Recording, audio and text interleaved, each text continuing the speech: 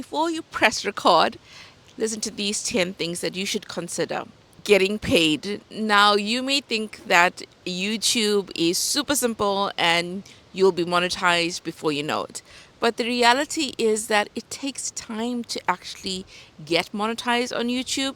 Yes, you'll see people who say that they have become monetized within 30 days, 90 days, etc. But most of the time, it can take even years to get monetized on YouTube. You need 4,000 watch hours and 1,000 subscribers within a 1 year time frame to get monetized and to receive money via AdSense. So it is a long journey, and YouTube isn't a quick win. That's the thing. And for you to learn how to edit videos, how to create videos, how to write scripts, this takes time. The learning curve is steep. So please be realistic with your expectations. And when you start your journey and you feel like you aren't getting views and you aren't getting subscribers really fast, know that for the far majority of us as small YouTubers, we have been in the same place. Number two is types of content. Have you thought of what type of content you're going to create? Will it be vlog style? Will it be talking head, you sitting in front of a camera and just chatting? Would it be tutorials, you explaining things, sharing your knowledge, etc.? What type of content will you be creating? Number three, having a niche. To niche or not to niche? That is the question. So many people will tell you don't have a niche, chat about everything and anything. There are cons to this, and I suppose there are pros as well. You have to see what actually works best for you. On my channel, I've decided to niche down because when people come to my channel, I want them to know that this channel is just mostly about being a small YouTuber. I want them to not be confused with what my content is about. But that's the thing about YouTube. You get to experiment. So if you don't want to niche down, you get to try it and see if that does work for you. There's no one size fits all with YouTube. Number four, thumbnail and title. Now, when you are creating your thumbnails, use Canva. It's really simple and easy, and you won't feel completely lost. So use Canva to create your thumbnails, and remember that your thumbnails are being viewed on a phone, and your font can't be too tiny, and you can't have too much text in your thumbnails as well, because people won't be able to read your thumbnail. And with your titles, look at popular titles that are on other channels which are very similar to your channels. If they are performing well, then use those titles. You don't have to start everything from scratch on YouTube, because like I said, the learning curve is so steep.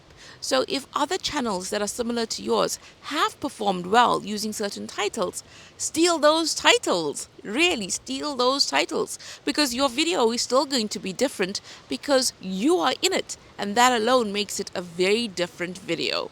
Number five, will short form take over? Many people think that long form content is out the door, but I don't think so. I mean, look at podcasts. People do enjoy long form. So if you are a long form creator, then don't be scared by this. There is an audience for every single type of YouTube channel that you can create. People often clean their homes and listen to long form audio, podcasts, long YouTube videos. So there's still a place for long form content. Number six, internet opinions. Now, it took me a long time to start a YouTube channel, and obviously I was scared about bad comments, negative comments, hate comments. But the truth is that most people who comment on my channel are really, really nice. They often send positive comments. And yes, maybe you will get a few bad comments, but you have the option to delete them, you have the option to block people. So don't be afraid of negative comments, because you have the power to control the impact it has on your mental health as well as its presence on your YouTube channel. And you know what? People who say bad things, they often hurt people, because hurt people hurt other people. Number seven, before starting your YouTube channel, Consider how much are you going to share of yourself, of your life, of your family, of your friends, etc. That's something that I still think about, because at the end of the day, you also want to have, things that are personal kept to yourself. That's why it's called personal. So you get to choose. You get to choose how much you want to share of yourself. How much do you want to actually let the world know about your stories, your failures, your successes, etc. So sometimes we think that we have to overshare in order to relate to our audience, in order for our audience rather to relate to us. But you don't have to overshare. Do what feels comfortable for you. Number 8, equipment and starting costs. I would say that, start with your phone. I'm still using my phone to create content, and you don't need a fancy camera. I mean, you can buy that later on. But when you're starting, sometimes we will say to ourselves, okay, I'm going to start my YouTube channel when I have this camera. I'm going to start my YouTube channel when I have this mic, etc. But the reality is that you can start with minimum equipment.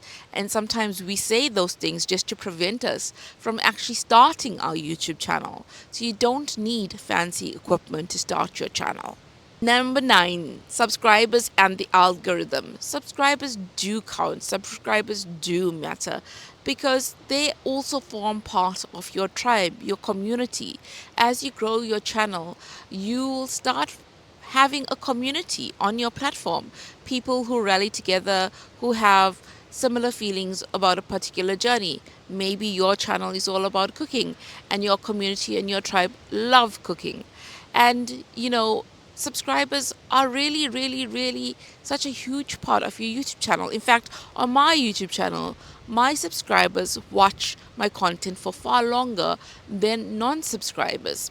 And as for the algorithm, my word, who has it all figured out? I don't think anybody does. Some videos will perform well, some videos will tank, some videos will be okay. And that's okay. Not every video needs to be a hit. Not every video needs to go viral. In fact, you learn as you go along. And that's the thing. You really, really learn with every video that you create. Because even if it fails, you learn what didn't work that well. You can look at your analytics, and that's really, really important. It shows you, did people stop watching after the first 30 seconds? Where did they drop off, etc.? You have time to learn all the stuff, the ins and outs of YouTube. Don't feel like you have to learn everything in one go. Take your time, be patient, be kind to yourself along this journey of figuring out YouTube, because the truth is, we all are still figuring YouTube out. Number 10, YouTube Shorts. Some people say publish YouTube Shorts, others say don't. On my channel, I'm not publishing YouTube Shorts because I want to stick to longer form content. But if you enjoy creating YouTube Shorts, or if you feel like maybe I should try YouTube Shorts so that I can start creating some form of content, go ahead and see how it works for you. Like I said, YouTube is so much about experimenting. I mean, today I had the best laid out plans to create this video, and I thought it was going to be a quick video. But it took me so long to find a place to even record this video. So sometimes, yes, we have strategies in place, and I always say have a strategy, have a content calendar. But sometimes you also just have to go with the flow. And that's the thing, YouTube teaches you to be disciplined, yes, because it's not only about having motivation. When you first start off, you'll have loads of motivation. But when you see that you hardly get any views or hardly get any subscribers, your motivation will dip. That's why I say it's equally important to have discipline so that you can keep going. And my name is Kish. My channel is all about being a small YouTuber, the highs and the lows, what I'm learning along the way. If that interests you, do subscribe, and also watch this video that I created about how it feels to sometimes hate the way that you look and still, create YouTube content. By the way, I don't hate the way that I look, but I know that sometimes we don't feel our best. And also have a stunning week.